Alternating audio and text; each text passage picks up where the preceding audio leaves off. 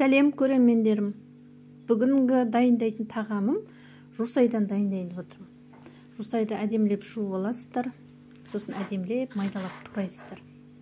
Қазіргі уақытта жусай осы тағамға пайдалануға дайын болып өсіп жатыр. Осыны осы уақытта біз жусайдан тағам дайындаймыз. Бұдан пирожки пісіруге де болады. Осындай майдалап турап аласыздар.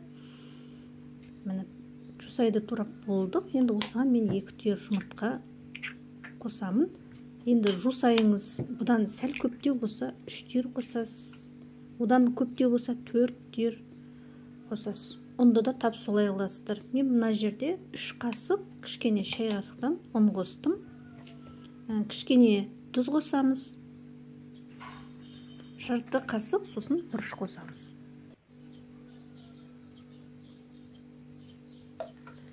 Енді осының барлығын араластырамыз. Ұнды, жұмыртқаны барлығы әдемі болып араласу керек. Асықпай араластырасыздар. Шамалы сұйықтау болады. Өйткені бұны қазір біз тапаға котлет құсатып құямыз, сондықтан сұйықтау болып шығады. Осындай жусайдан дайындап көріңіздер, көрермендер. Өте дәмді болады және оңай. Міне дайын болды. Осыны енді тапамызды қыздырамыз, отқа қойып. Майды осындай құясыздар. Тапаға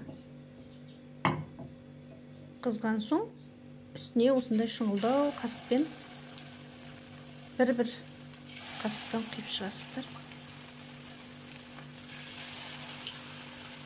Астындағы отын шамалы баяулатамыз.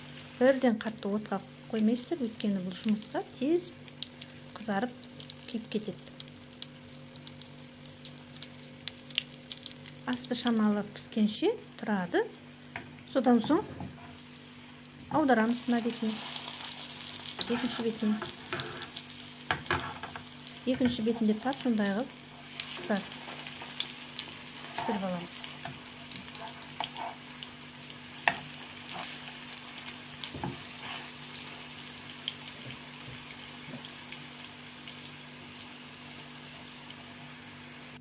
Міне тағы қалған тап сондай қылып пісіреміз. Майы әлі бар.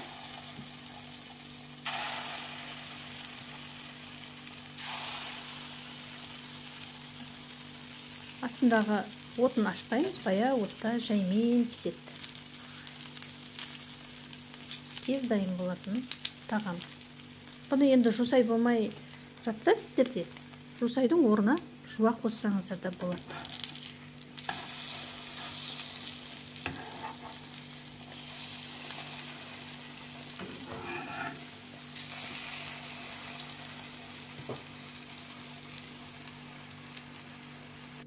Міне көрермендерім, жусайдан тағам дайын болды. Өте керемет болып шықты. Енді осыны, бұл енді жұқалау, ортасына сметана қосып, болмаса майонез қосып араластырып жесеңіздер өте керемет болады.